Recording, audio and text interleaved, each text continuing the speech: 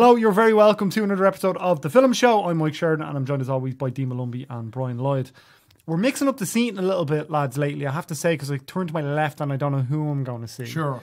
There's only three of us. Yeah. Like it's either going to be me or her. And when we did the movie show, I think I was there. Yeah. Maybe that was it. Yeah, you had your you had very specific seating plans previously, but now you're like, let's just mix it up. Let's go crazy. We can nail it down if you want. Like, I mean, some nice kind of... We can put like a name on the seat. Sure, yeah. Yeah. Maybe for people watching on YouTube, because we're on YouTube now. See how she How do does you say YouTube. YouTube. Say it. Say YouTube. YouTube. Say it again. You're like one of those Americans from across the water. Water. Before we get going this week, we're going to talk Deadpool 2. And when I say talk Deadpool 2, we're going to argue over Deadpool 2. But Brian has been changing his mind every few hours on this. I'll start with that. It's like Brian Lloyd on he's so unreliable, his reviews. Do you know He's what I mean? an emotional roller coaster. Yeah, he is, isn't he? He kind of comes out, he has one reaction, out of a screen, and then he comes back and he's like, well, maybe, Anyway, before we do, gonna do some charity shout outs, Brian. Yeah. Sure, yeah. The Irish Blue Cross tweeted us, they have a special screening of Show Dogs, on Sunday the 20th of May at 12 p.m. in the Odeon Point Village, which is just right next to us there. I really like that cinema. And it's to raise money for a charitable veterinary service. So that's on May 20th. It's at 12 p.m. in the Odeon Point Village. So if you're knocking around the weekend, looking for something to do with the kids, take them to see the Show Dogs.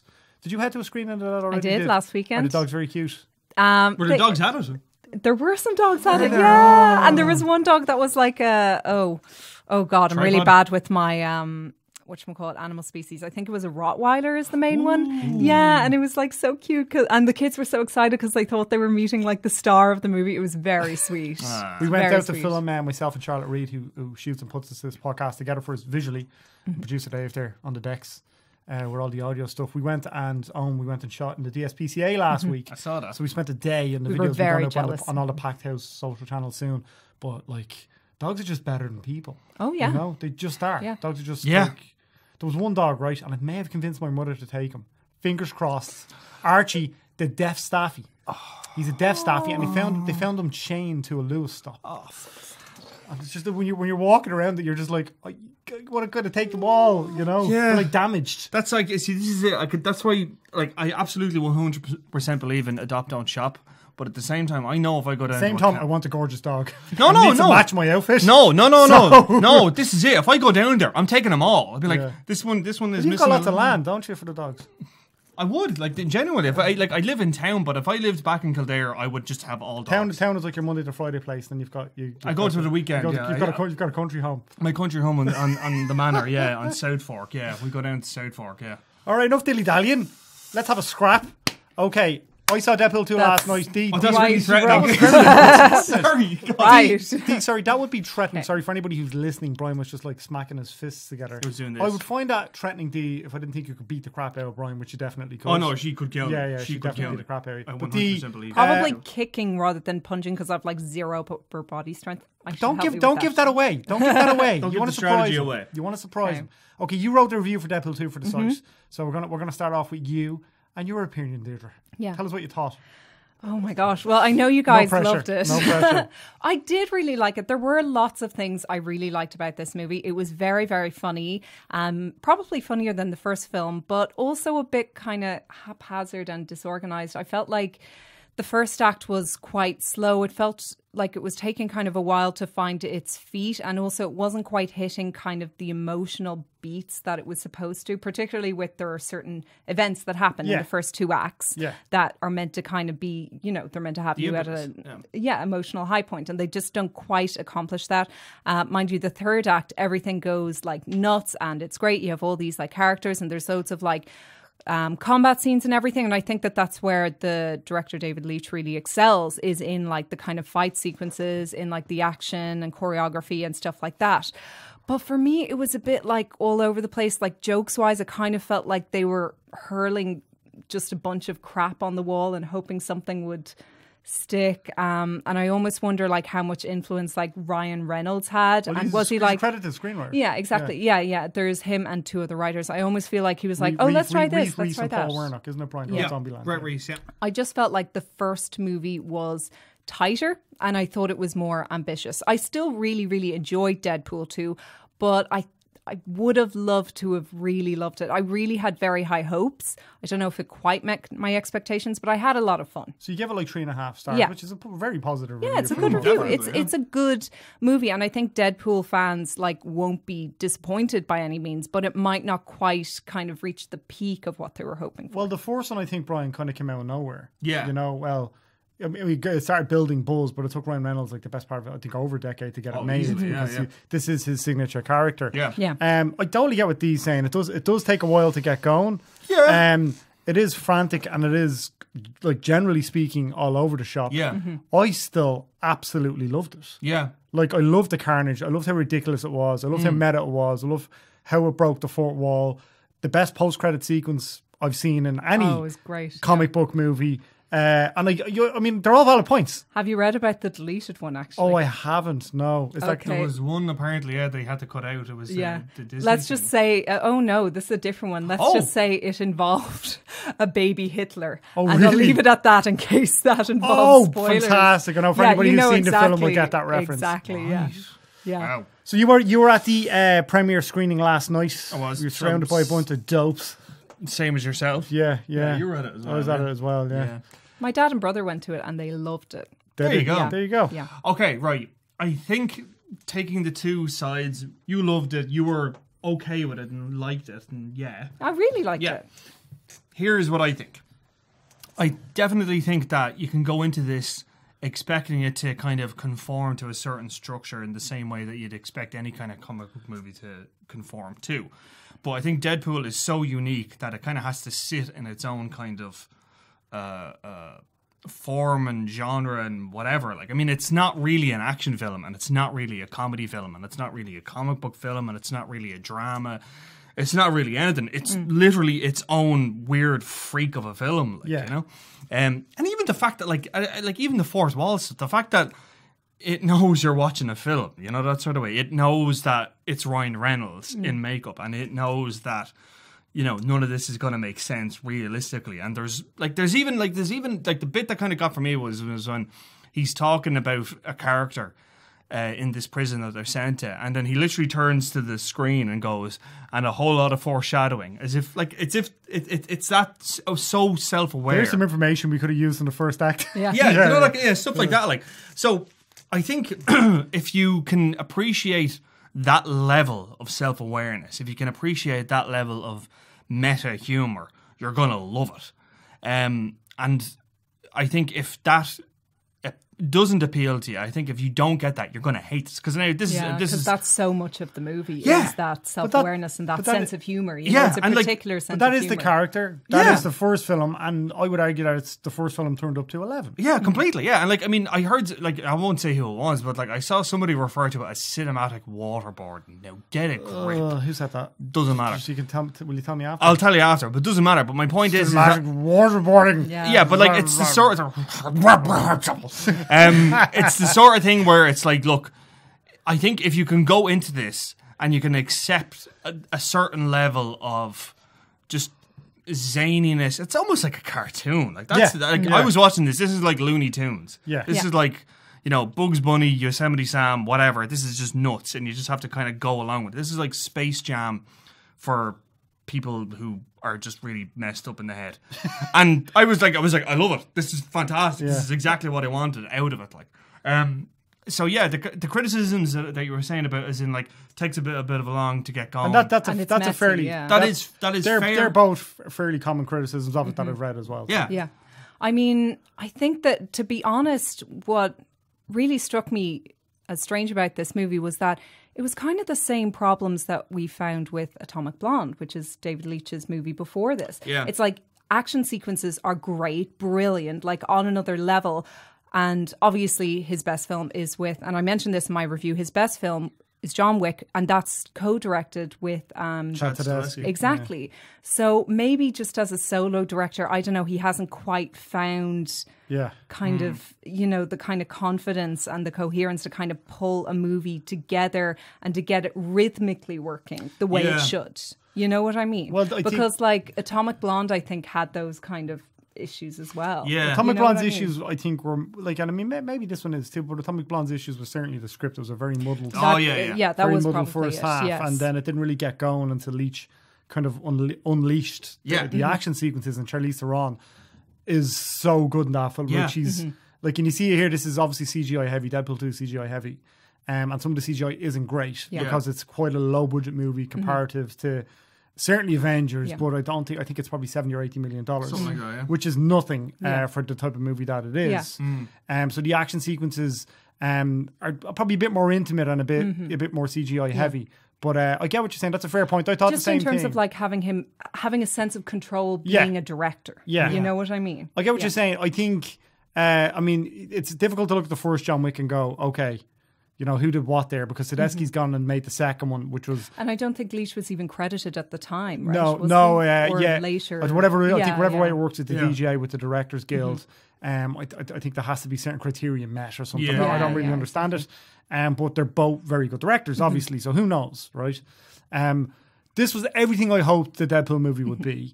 I mean, I'm not saying it didn't have problems. It has problems, but I don't think you can make a film with this kind of tone. Yeah. Alluding to what kind of Brian was saying, with this kind of tone that is this frantic, that has this insane lead character, this insane protagonist, and have it be in any way linear. Yeah. And have it be, you know, coherent. Conform to any kind of structure that you can Yeah. place on it. Like, because the character by his very nature is complete anarchy. You know, that sort of way. Like, he is meant to be nuts. He's meant to break the fourth wall. He's meant to be fully aware of what he's doing. The soundtrack alone, I was like, this is just... Oh, the soundtrack is so much fun. It's brilliant. I mean, and I get what you're saying. You kind of want your action movies and your comic book movies to hum a little bit. And I just don't think this character works in that way. And I think even the X-Force thing, which has been a big kind of selling point for the film and ads and stuff like that, he subverts it. The whole thing's subverted. Like that, I have to say, without giving it away. I like that was for me like that when that entire X-Force sequence. I was like, I swear I I know what you're talking I was just about. like, I was dying. I was like brilliant. choking laughing. It was so Christ. I was laughing my I can curse. I was laughing my ass off. That was so well. AC/DC kicks in and you're like, oh, this is going to be an amazing action thing. thing. Wow, they're going to do this. Wow, okay, yeah, grand. And then it's like, nope. And like, it's just, it was so good. Anyway, so good. one I thing don't want to give it away. I will say, like, just in defense of myself and my review and everything, is that it's very different. Like, going into a movie and like not really having the obligation of having to like kind of put a star rating on it. Like I have to bring in mind like its entertainment value and all the great things it has, but also kind of acknowledge the fact that as a movie, as a film in itself, it has its issues. You know what I mean? Oh yeah, sure, so, But like, I mean, it's always that kind. That's what's kind of challenging though, because it's like, do you rate it out of entertainment or how like good a film it is, and also like your target audience and stuff like that. It's hard, guys. Yeah. No, I mean, like, it's not an easy job watching movies and writing now you're about starting them. to sound like me. Now you're starting to sound like me. I mean, I could understand that. This is the point that I was saying, like, getting confused. I could understand why you gave it 3.5. I saw your reasoning for it. I wouldn't have given it 3.5. I would have given it 4. But I see why you gave it 3.5. I was. In fairness, I was between 3.5 and 4. I was. If I could have given it 3 3/4. Yeah, that's it. Yeah, if you could do it like a percentage. Yeah, exactly. 75%. I wanted to see this again right away because it's going to be one of those films that there's so many jokes zip by. Yeah. And look, we haven't even talked about the cast yet, so let's talk about the cast a little bit, right? So the two leads are Josh Brolin and obviously Ryan Reynolds. First up, Ryan Reynolds. And people have talked about this so much now. He was born to play this character. Oh yeah, he is a force of nature as Deadpool, as Wade Wilson, and just fantastic. Like he is.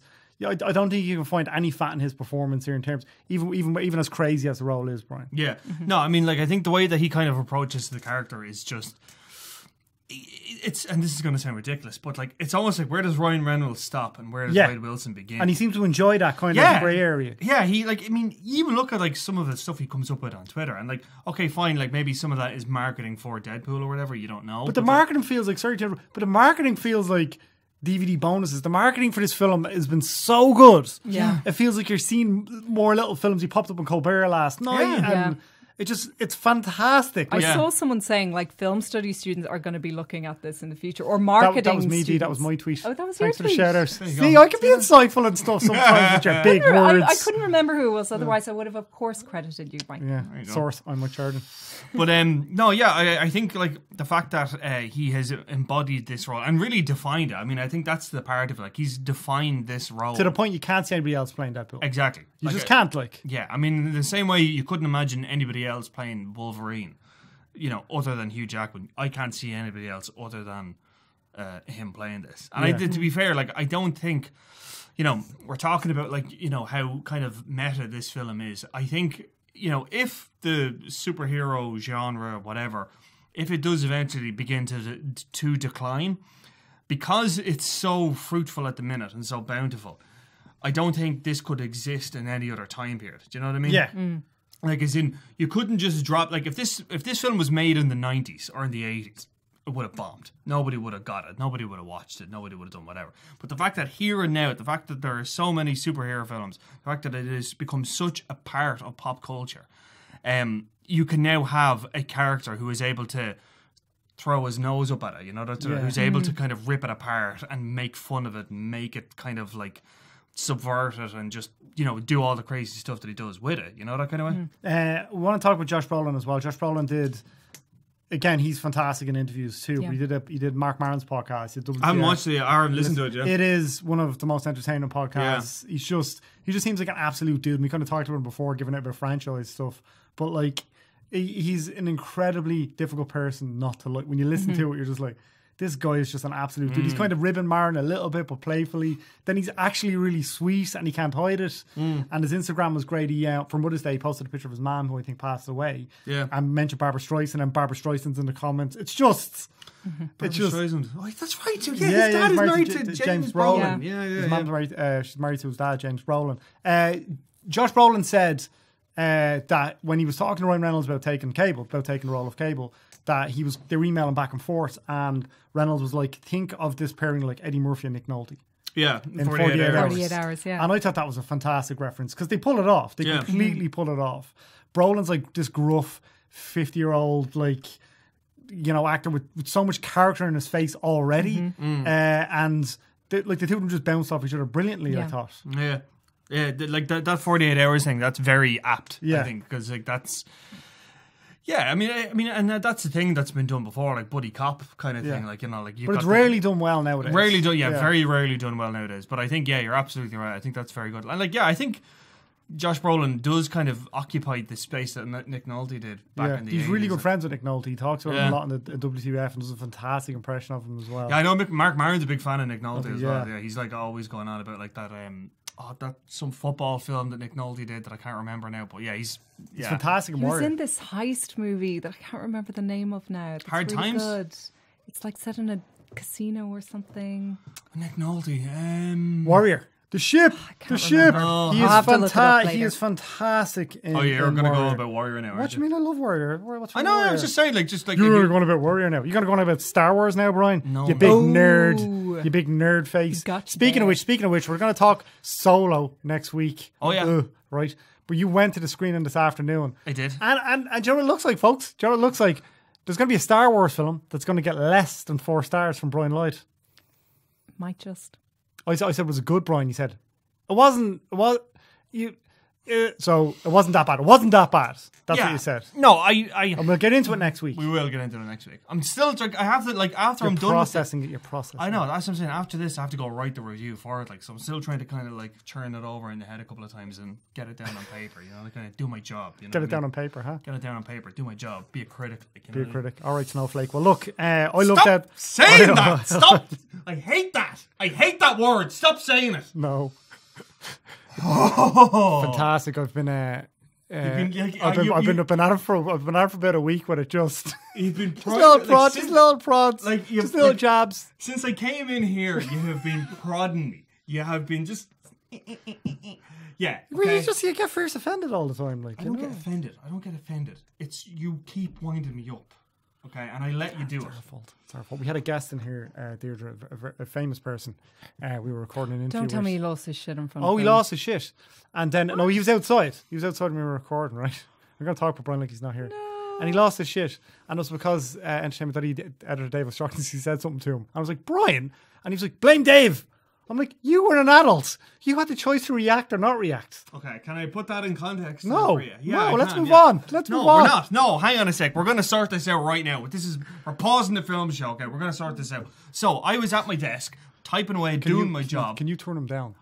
Can you? I was at my desk, typing away, doing my job. Then... Well, how do you type again? Like this. Like that, okay. Yeah, okay.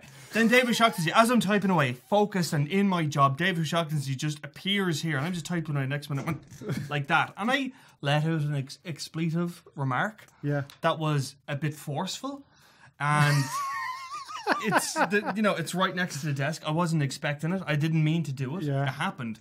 David Shaughnessy was the instigator of that expletive. Are you kidding me? Because you did that to me about half an hour ago when I was on a Skype interview. You popped up. I know, but I didn't do. Yeah, but yeah, and I didn't scream. Yeah, okay. They're But just I'm a professional. girl. She's professional. You learn a thing or two there, Brian. Anyway, let's move on. I loved Deadpool too. I thought it was great crack. I do take these points. Yeah.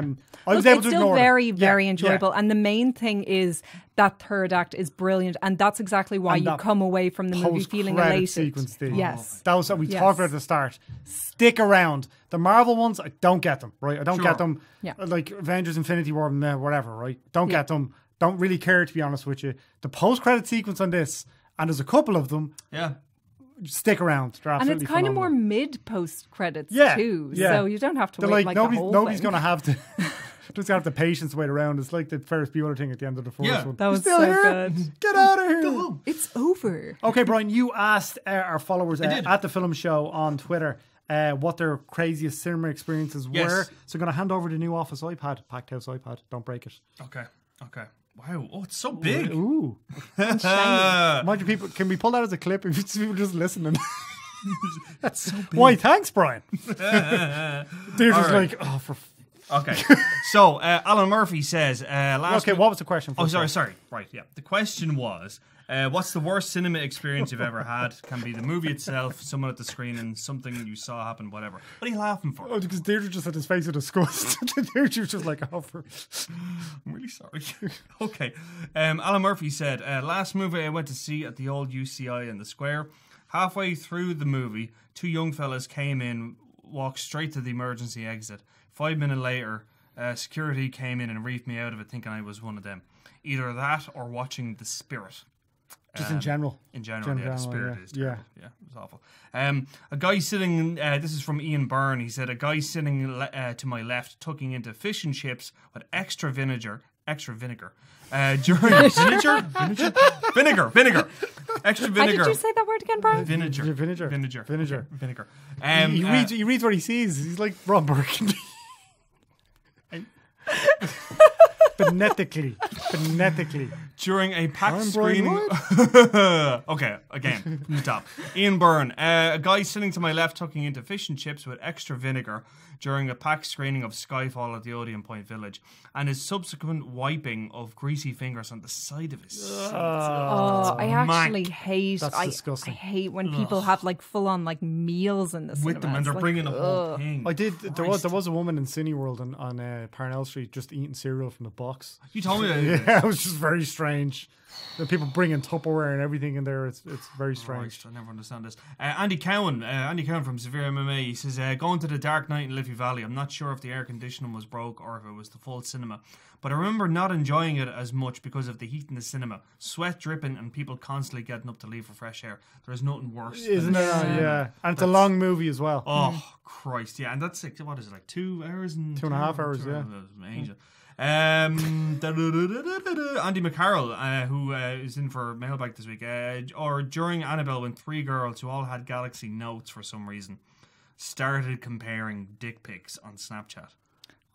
In the middle of a film, nice. you whip out your phones and start comparing. I hate when people bring out their phones in the first place. Do you know what? I will admit, Deirdre, I will admit to occasionally taking out the phone. Tom's going to say this. I will admit to occasionally taking out the phone, but then I put it away real quick. Sure. Oh, well, if you're just checking the Yeah, time just or checking something, it that's away. fine. Like, That's and you fine. put it, but if you're sitting there with your phone out, you should be. Somebody should be allowed to punch it in the face. But like, okay, fair enough. That's one thing to take your phone out and have it like for an extended length of time.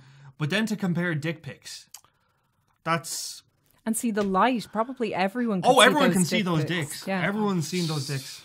Christ. Anyways, Daniel Murphy. Oh no, sorry. Ricky Travers says, any Star Wars movie in cinema is always disgusting with all the clapping and cheering. But overall, when I was dragged, That's to all, that, Brian. Yeah. Woo! But overall, when I was dragged to that live action Peter Pan from like 16 years ago, there was a lot of, well, he says a lot of things that I can't repeat because we're not cursing anymore. You just spent 5 minutes talking about willy pics. Anyway, go on. Okay. You tick. Daniel Murphy, Lord of the Rings, Two Towers in Tullamore, and the sound went, then fixed, then picture went. We waited ages till it came back, and then the lot went. Money back, went to another cinema where a spotlight shone on my head for the entire film. Well, that's Did just he feel like a star? The spotlight was on his head. Oh, yeah. Okay. What's wrong with you today? Does Star Wars make you stupider? Kind of, yeah. Yeah. Kind of, I think. Okay, this was from Nolene Doyle, and she says... You're going to pick an interesting one, yeah? Yeah. In the old Stella in Rat Minds, while watching Bad Boys 2, what I'm pretty certain was a rat ran along the bottom of the screen. The old Stella, not the lovely new The old, Stella. the old Stella, the old Stella. And that was it, yeah. So a rat on the screen. Jesus. Like that old Stella, like I never went, but like everyone who I know who was talking, oh yeah, they're reopening the new Stella. It's like, yeah, that place was terrible back in the day. It was so bad. Like there was like actual dank water in it. Dank memes. Do you like dank memes? What does that mean? Doesn't matter. You kids in your dank, or just I haven't heard. It was taught a few weeks ago. It's dank. Who told you that? Who taught you that word? What? Dank memes. You just said dank a minute ago. Yeah, but who taught you dank memes? I don't know. Somebody on the internet. We've got a lot of emos in the office now. That's true, yeah. They all like, you know, one of the guys in the office, actually, Dan, sent me a video of emo rap. Which is like a thing, and the whole video is a guy covering his face with like a tattoo on his hand. That's a real thing. Christ. Emo rap is a real thing. Tom Hardy could be doing it next. He could be, yeah. Venom's going to bomb, by the way. I'm calling it now. Oh, you think? no. Yeah, it's going to bomb. Really? I think you've got to. I think you're confusing audiences. I mean, the film could be great. It's Robin Fleischer who directed Zombieland, but has directed crap films since. Oh yeah.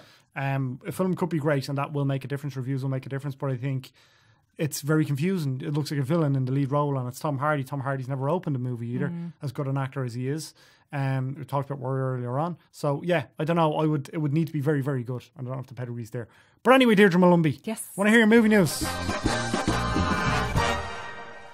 I just watched it on YouTube last week because Charlotte Reed did an incredible job putting the show together on YouTube, as Dave does in production and audio production. But we didn't have a bit for the podcast where the Pearl and D music comes on. So it's just the going. It'd be really funny if actually for this cut, because I didn't even hum the music this time. I just kind of gestured for it. If actually they just put the music over me doing that, it just probably will. Do you want to get yourself amped? You want to get yourself amped up for your movie news? Yeah, or I could like have it on my phone ready to go and just play it. Just play it actually in the thing. Yeah, exactly. Oh my God, get on with the news. Someone's impatient today. Sorry. I gotta go write the solo review. All right, Snowflake. Okay. Let the read the news. So 2 new trailers are out this week. That is part of our movie news, and actually I included a bit about Meryl Streep because I want to see Mike go off. Because of something you said earlier this week, but I'll get into that. Me and Meryl Streep have a beef. I'll tell you about it later. Okay. Yeah, exactly. Okay, so first thing, Spike Lee's, and I'm really sorry if I'm not pronouncing this properly, Black K Klansman trailer debuted. So this looks really, really cool. It recently was shown for the first time at the Cannes Film Festival, and it is based on an actual true story of how a black police officer successfully managed to infiltrate the Ku Klux Klan and eventually rose to become the head of its local chapter. So there's a really cool cast here. You've got bowlers Elam John, David Washington as Ron Stallworth. Yeah. Adam Driver is in it, who's really, really great. Jordan Peele, I think, is the producer behind it, if I'm not correct. So here is a little clip from it, in case you haven't seen it. I'm telling you, the wars are coming. Black power! Black power! Knights of the Ku Klux Klan. That's us, Stallworth brothers. We're on a roll, baby. That's a plot from Bad Boys 2. So start Bad Boys 2. We talked about Bad Boys 2 earlier on. But it's true, like it's a true story though. Yeah. Like this guy, like Ron Stallworth, basically if you're wondering like how did a black man manage to infiltrate the KKK? What happened was he would ring them up. He would do all their all their kind of like meetings and plannings over the phone. And this black man would like literally be on the phone saying, "I hate all black people. I hate all Irish people. I hate all Italians," and and all this kind of stuff. And then when they needed somebody to go and actually meet with them face to face, they'd send Adam Driver. And Adam Driver was able to kind of copy his partner's voice. Oh, you mean in the film? Like, in the film. actual Adam Driver. Well, no, yeah, obviously. You were referencing But the real it's based story. on the true story. Yeah. It's based on a true story. And like, it's one of those things where Because that'd be really meta. Deadpool. Adam Driver goes undercover. God, let's not do that again. The 1517 to Paris taught us not to use the actual fair, people. yeah. But it's like, I think this is just such a, like, it's so nuts that it couldn't not be true. Yeah. Like, anyway, which I think is really good. And I love Spike Lee. Yeah. Spike Lee's made some bona fide classics in his time. He really has. Yeah. I think it's a really interesting film to come out now, especially like with, the popularity of Childish Gambino's music video, This America, and then obviously Jordan Peele is working off the back of Get Out and everything. So there's some really interesting, films and stuff and coming Black out American about race culture. and everything. It's amazing. Yeah, it's brilliant. And the fact that like David Duke is a big character in it, and like David Duke, as we know, is like a pretty big Trump supporter. And like if you go back and watch the trailer, at the end of it, they're all like, all the KKK lads are all like, okay, America first, and that's like put on the red hats. Like I mean, to me as well. Like it's that kind of like it's that pointed. Yeah, you're kind of like, holy shit, I can't believe they're going there. It's kind of like you don't know whether to laugh or not. Yeah. But I mean, I love those kind of movies where there's just like this really kind of dark, crazy sense of humour. Yeah. So I really think it looks great. Yeah. I hadn't heard of anything about this movie, and then when I saw the trailer, I was like, I really want to see this. Yeah, getting some buzz out of cans. Yeah. What else we got for Steve? So there has also been a trailer for Bohemian Rhapsody. Here's a clip. So now what? This is when the operatic section comes in. Oh, the operatic section, yeah. Mamma mia, mamma mia, mamma mia, let me go. So yeah, we've heard lots about this movie already. There have been loads of like kind of teaser images dropped for it and everything. So it's directed by David Fletcher, who took over from Bryan Singer on the production last year. It's due out in Irish cinemas on November 2nd, 2018. Oh, and I didn't mention Black K Klansman is out August 14th here. And it sees Mr. Robot star Rami Malek take on Queen's lead singer Freddie Mercury. You can spot Aidan Gillen in the trailer actually, and Mike Myers is supposed to be playing some kind of mysterious role as well. So yeah, it's the first, like I said, kind of trailer we've seen from this movie. So first actual footage. It's already been getting, though, a little bit of criticism because people are concerned by the fact that Freddie Mercury can be seen with a few girls in the trailer, but that his homosexuality doesn't seem to be being addressed at all. Teaser. So, yeah, it's a teaser. Yeah, I know. But people will always be like, "How come that's not there?" That wasn't anyway. a 90-second whatever it was teaser. That's predominantly music based. I think it was actually exactly 90 seconds. Yeah, like that's why I thought that was a fantastic teaser. And Rami Malek, like. He looks very cool, yeah. So that was a whole thing as well. With Bryan Singer was directing it, went missing from production apparently. Some was let go, is what we were led to believe anyway, and was replaced by Dexter Fletcher. And apparently, to use that word again, their studio are very happy with what they've seen from Dexter Fletcher. So it might actually get an awards run. Yeah, that'd be interesting. And it's funny as well because Dexter Fletcher was one of the original directors who pitched for this, and then they gave it to Bryan Singer. So like the fact that he was kind of drafted in, I think is interesting. I am a massive Queen's fan. I love Queen. At the same time, if what I've heard about this is true, as in when what's his name, Sacha Baron Cohen was involved in it, apparently the problems that they had with it at the time was that when Brian May is one of the producers, like the remaining members of Queen are producers on this. And apparently the script that they had at the time was that at the halfway point is when Freddie Mercury dies, and then Queen continues on. And Sacha Baron Cohen was saying, well, that's not, no one cares. Like, no one will care. Like, well done and all. But great. Freddie Mercury's the iconic. Exactly. Yeah, that's it. Like, it's, it's Freddie Mercury and Queen. Like, that's, no one, like, they're one and the same. Like. And that was apparently the central bone of contention that Sacha Baron Cohen had with it, and that's why he left. Yeah. Obviously Rami Malek, I mean, you're right, he looks absolutely the part. I think he's going to be great as Farouk Bulsara, aka Freddie Mercury. I am very dubious about all of this. I really hope that they do it right. I hope that they do it justice, because I think it's an incredible story. There was like a BBC drama that was done about it that was really, really good, and they really got into everything.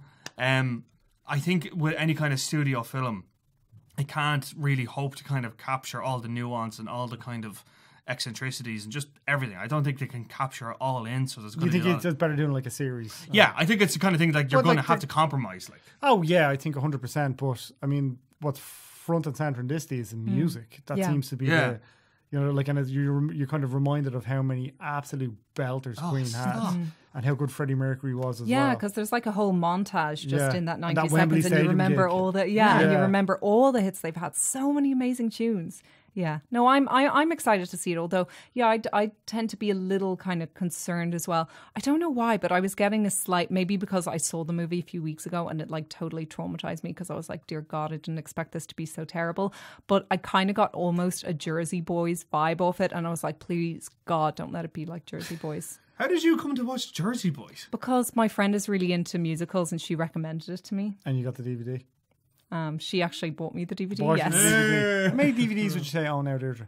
That I own. Yeah. Well, to be honest, most of them are back in my family home, but I have like my little collection in my apartment. Do you have them in sleeves, or do you have them like in their cases? They're in their cases, Oh, they're in their and there's cases. some under the TV, because we have like our TV stand, and then we had to buy a little more storage because I bought too many DVDs, so now we have 2. Your boyfriend must be like, there's sites where you can watch this stuff now legally. Yeah. Yeah, but it looks nice, and I have. You see, this is it, right? I had the exact same problem that Dee has, and I was told to get rid of them all, and I had to. Like, Brian did what he was told. I did what I was told, yeah. And then she was like, no, seriously, my girlfriend was like, it's like I'm living in an Extravision. Get rid of them. And I had to. But in fairness, like, they're all movies Right? that we. That's what I said. They're movies that both of us like. Yeah, true. Yeah. So, Fair you know. enough. Fair enough. You're not making them watch anything. Okay, finally, what do you have for us?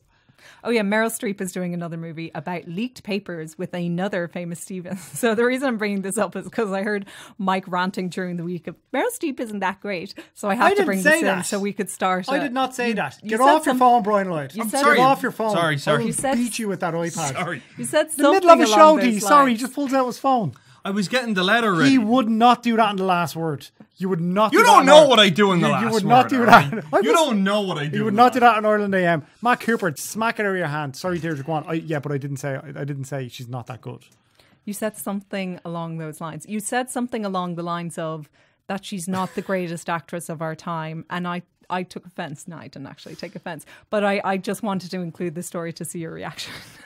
So what's the story? Who's Steven Soderbergh? Yes, Steven Soderbergh, who recently did Unsane, and obviously he'd be well known for like the Ocean's trilogy and everything. So he's making a movie called The Laundromat, and it's going to be based on the Panama Papers, which were leaked documents that showed how Mossack Fonseca, a Panamanian law firm, allowed the wealthy and the connected to funnel money illegally in and around the world. So there hasn't been anything revealed Banging about traffic off that. I like that. Yeah. I like that. And Yeah. I like Steven Soderbergh. He's a great director. I'm in. No, Meryl Streep just annoys me because she's real sanctimonious. And she's like, I don't know, that speech she gave at the Oscars last year. I was like, Oh, I thought it was great. oh no, she was just like it's so privileged, like rich Hollywood classic, out of touch with everybody's speech. Or was it the Golden Globes? I don't know anyway. I'm sure she's a lovely person and she's an incredible actress. Yeah. I think more recently, obviously you got Kramer versus Kramer and a bunch more great movies. More recently, Devil Wears Prada. And the Anya in the Office was talking about the other day how it's one of the most rewatchable films ever. Yeah. It Sure, just is. yeah, sure, yeah, It's yeah. just a really great film and a really great performance. I think she farts in a cup and somebody films it on a red camera and she gets nominated for an Oscar. Like, it just annoys me. And there's other performances every year that lose out because of that.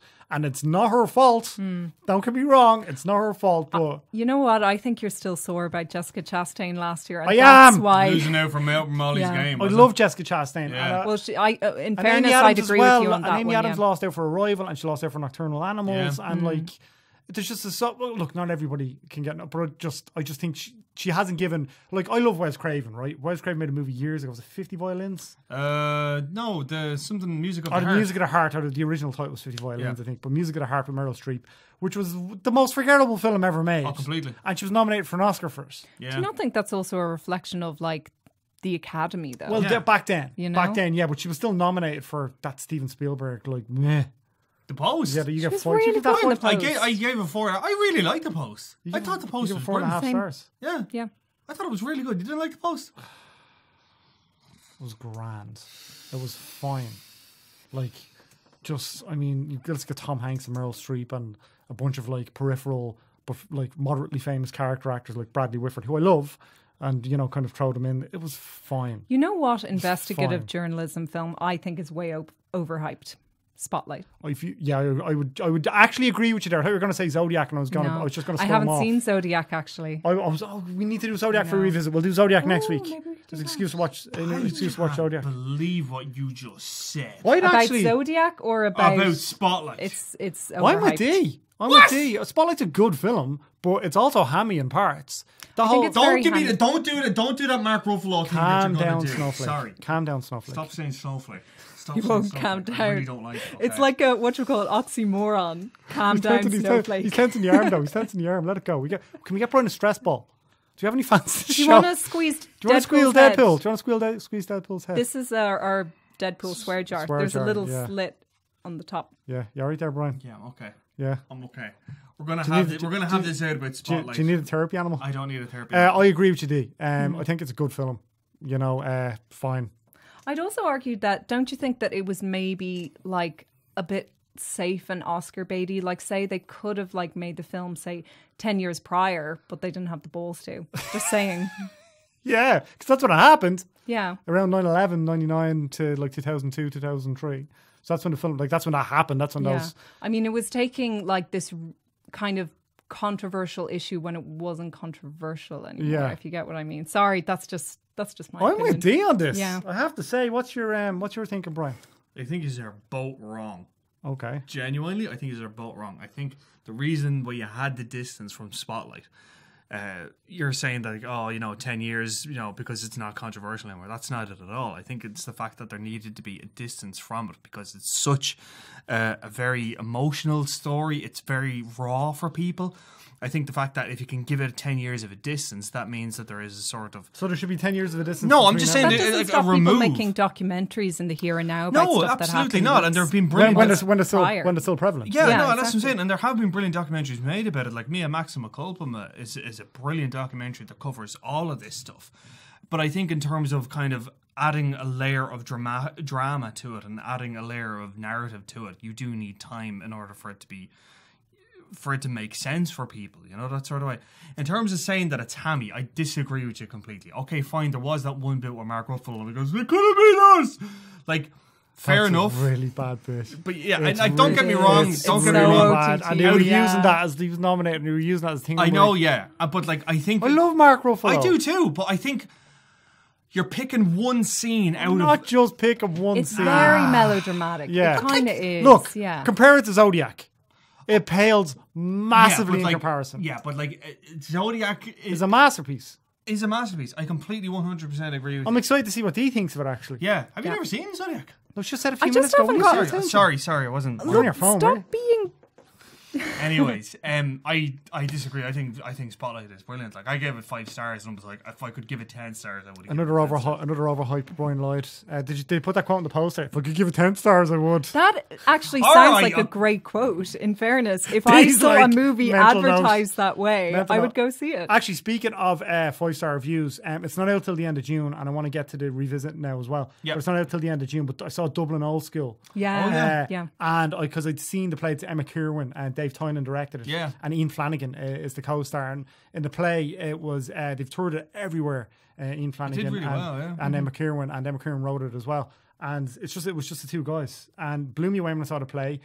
I heard the film kind of came out of nowhere. They were kind of shooting this because they were shooting where the old entertainment.ie offices were. Yeah. And the lots there off Great Strand Street. Yeah, that's a great And we reflection. do- Like, yeah. pick the dingiest Yeah, street. because it's literally where the homeless people live. Like, that's the whole thing, was where the junkies hung out. One of the characters in it is a drug addict.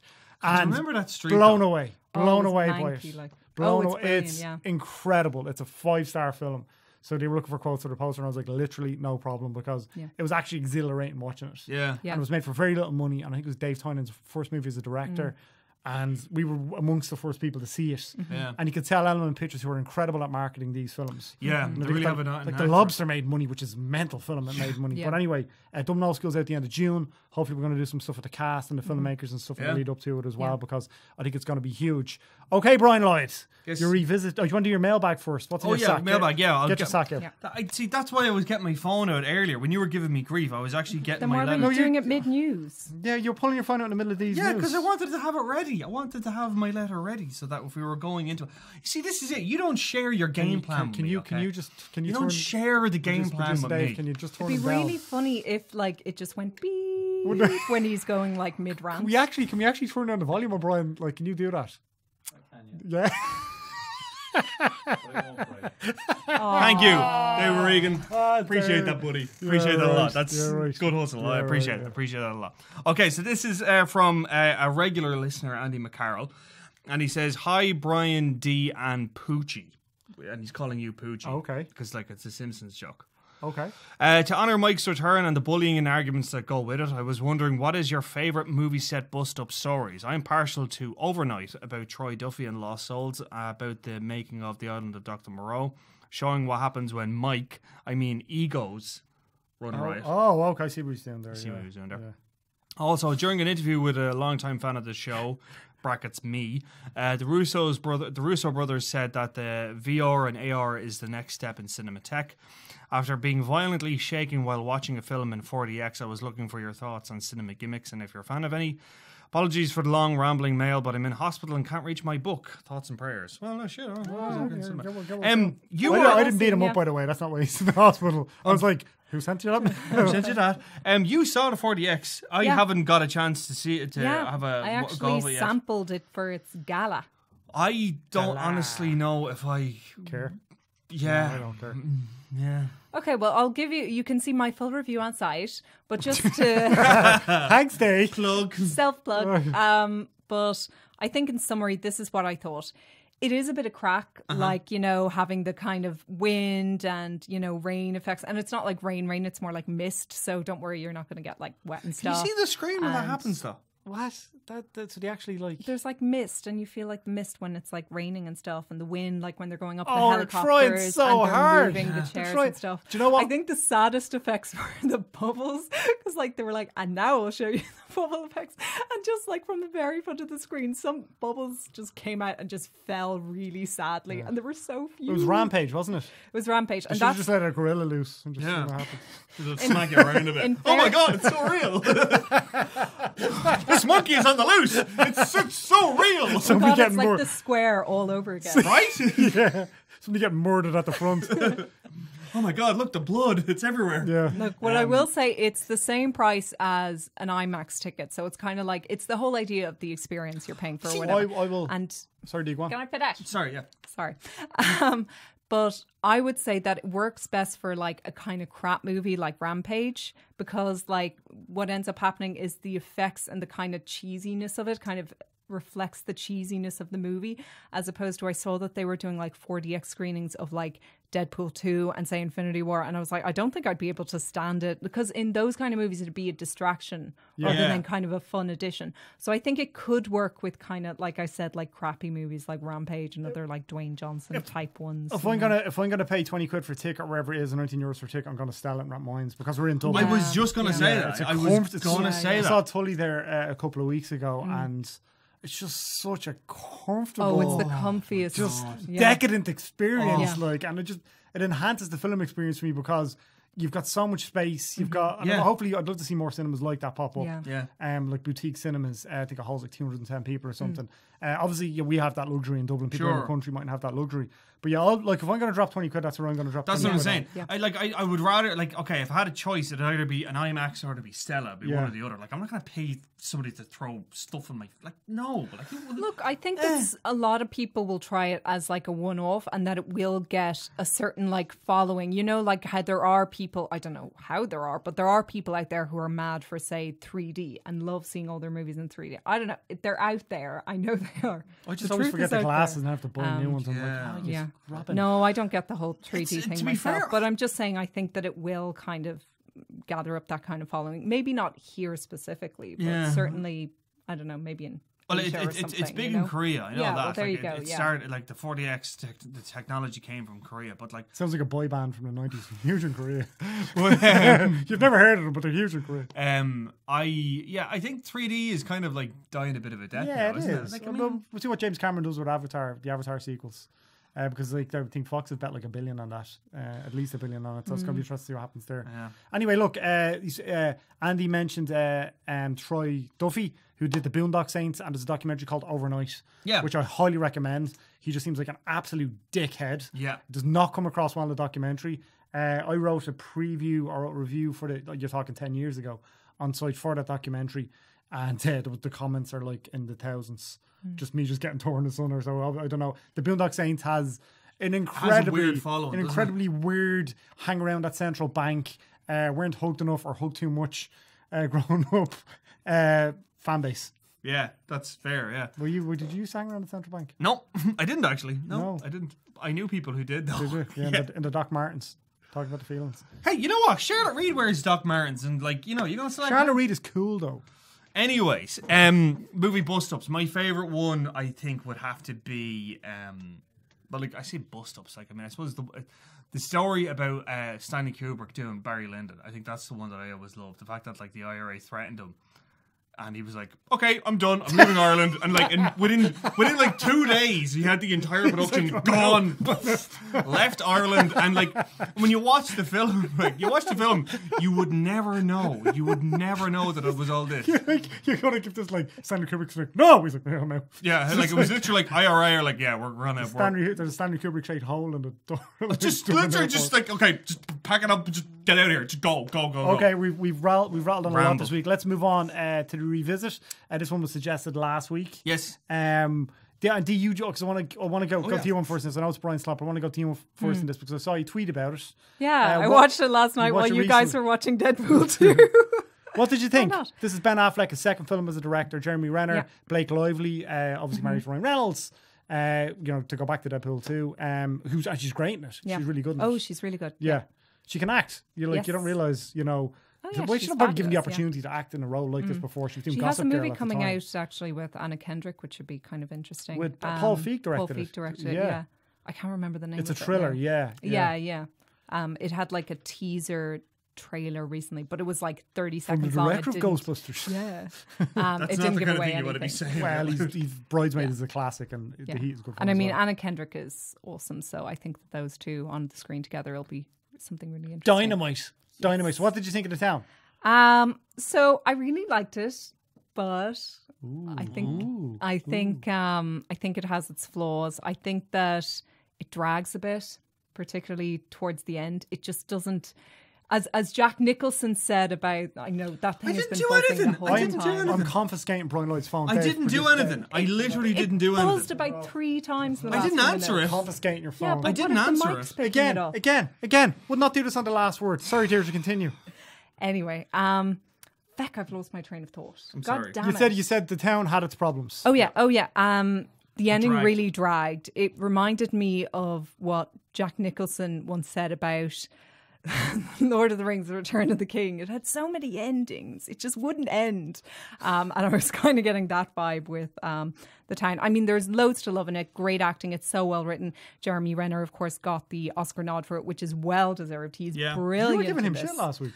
I just think that he plays the same kind of character in everything he does. I think that's what it is. You always see Jeremy Renner playing. It's like, oh, it's Jeremy Renner's in Avengers. Oh, it's Jeremy Renner in, American Hustle. Oh, it's Jeremy Renner in The Town. I totally disagree. Really? Yeah. He constantly plays different type of characters.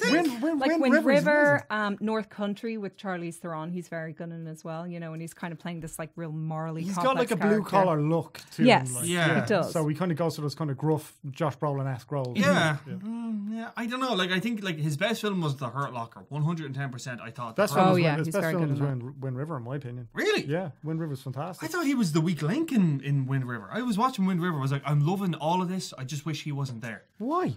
I don't know. There's just something about him that's just kind of I don't know. I can't play. Talking about Jeremy Renner like he's Orlando Bloom. Like, no, he's not that bad. He's not that bad. But he's just, there's something about him that just I can't really kind of connect with. I suppose that's it. I can't connect with him. Maybe you over relate to him. I hate him. We've confiscated his phone. He's not happy. Anyway, Brian Lloyd, this is your slot. Yeah. Yeah. This is your slot, so contribute. We've taken your phone away, so you can't look at your tweets and stuff. All right. Yeah, The Town. I think this is kind of unfairly compared with Heat, obviously, because it's about a heist. It's about a really well-prepared crew who are going around doing these jobs around Boston and stuff like that. Get in the car. Get in the car. Oh my God, we're in the car. But I love the Boston accent. You want a beer? you want a beer? But it's the kind of thing. I think what it. Okay, when you boil down Heat, right? Heat is essentially about what is the cost about being the best at what you do, in the sense that, like, for Robert De Niro, it's about him having no personal attachments in his life whatsoever. For Al Pacino, it's the fact that he runs out on his family repeatedly to, be this guy.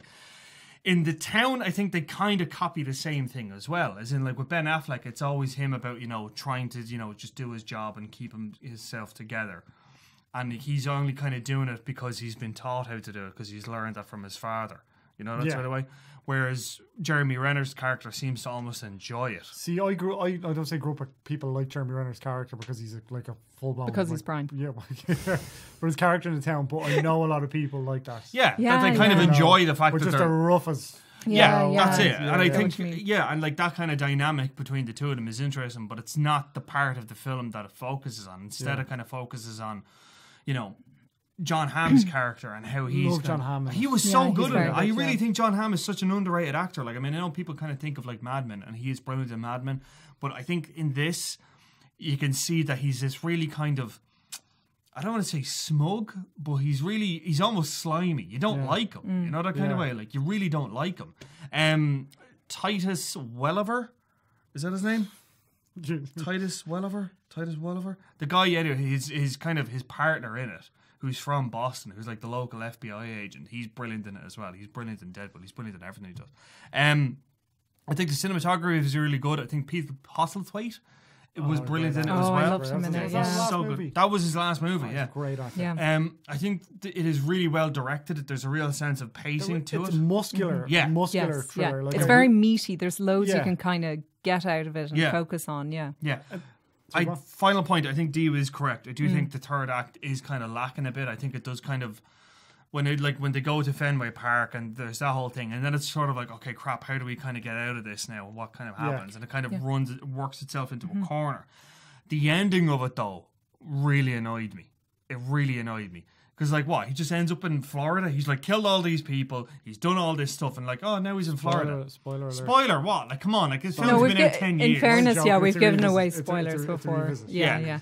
But the ending of it bugged me. Like, he gets away with it. Like, and it's not even, like, you don't want him to get away with it, but it just felt like it wasn't earned. That's what I would say. Fair point. It's worth noting as well, talking to Bill Hader, or hearing conversations with Bill Hader, and SNL guys are constantly asked who the best guest host they have is, because they spend a week with them. Yeah. And, you really get to know the person, and he always says John Hamm.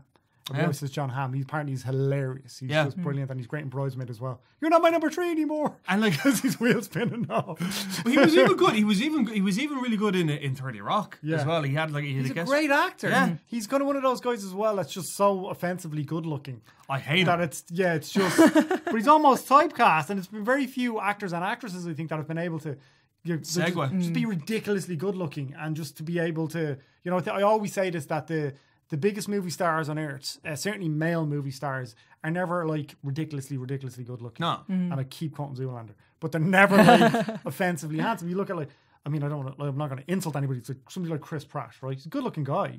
He's a movie star. He's charismatic, but he's not like doesn't look like a male model.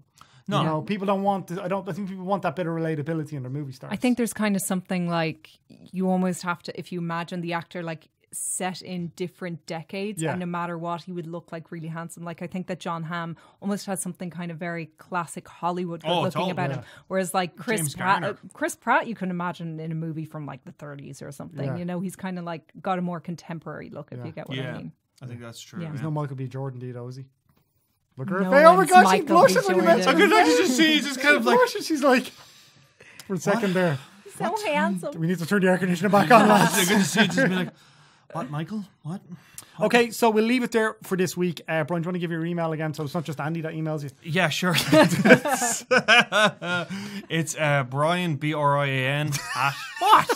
Why are you doing that for? Why are you laughing? You have to spell your name for people. Because some people spell it B-R-Y-A-N. Where, like? I don't know. In America? In fairness, some people do spell it. Some people do spell it that way, That's why you're not getting any mails to yourself. Maybe. I don't know. B-R-I-A-N at entertainment.ie if you want to get in on next week's mailbag. Yeah. You want to say something nice about Brian? Maybe you like his shirt. You don't have to. Maybe like his hair. I like your beard. Thank you. Looks good. How long did that take you to grow? About a month. About a month, really.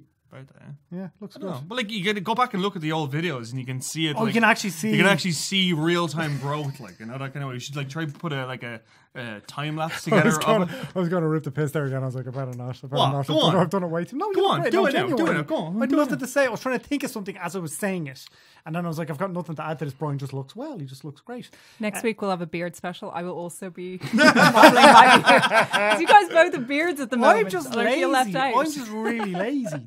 That's what it is more than anything else with me. Yeah. Same as. Okay, so next week we've got Solo. Yes. And On Chesil Beach and The Breadwinner. So they're loads out next week. Yeah, did you catch up with the director of The Breadwinner? I did, yeah, Nora Toomey. She's so sweet. And you've done a lot of interviews. Let's give him a plug before the show ends, Steve. What interviews have you done lately? So in the coming weeks we'll have Doug Stanhope and Greg Sestero. Sorry for the delay, but it'll be on the line this week. Today. So it's if when this goes out, you'll be like, it's there. Yeah, exactly. It's live? there. It stinks. Yeah. What else you got? And then, did I mention Doug Stanhope in the next couple of weeks as well? Deadly. So you've already spoken to Doug Stanhope, haven't you? Yeah, exactly. So he's coming to play here in the Olympia Theatre in June. Ooh, very cool. We've started to rack up the comedians there. Bill Burr. As well on that podcast. You talked to Isla Schlertlinger. Eliza Schlesinger, who got married recently. I've been following her on Instagram. I'm like, oh, she's so pretty. Oh, did you know what I think is really funny on Instagram before we go? Do you know when people who are verified accounts comment on really famous people's accounts so they get follows? I think that's really sad. Wow. It's like, haha, you're so funny, Van City Reynolds. I'm like, yeah, well, like, just have some self-respect. Yeah, you know? Get a grip. Like, yeah. Get a grip. Anyway, we're going to talk Solo next week. Can you give us a preview, Brian? Because by the time this goes out, your review's going to be like, what are you going to give it? I don't like. I have to sit Summarize down and write it in a few words. Give us some words. Before we go, sign off, Brian. A teaser for next week. Never tell him the odds. Oh, you see that? You see that? What? Gobshite. Stand on his phone, producer Dave. Shout out to Dave Regan for producing the podcast and to Charlotte Reid for putting together the show for YouTube. So please do like and subscribe. Please do review. And tell your friends. So like, how do you subscribe for people that don't know how the podcast work? Search The Filum Show everywhere you get your podcast. That's FILUM. And we'll chat to you next week.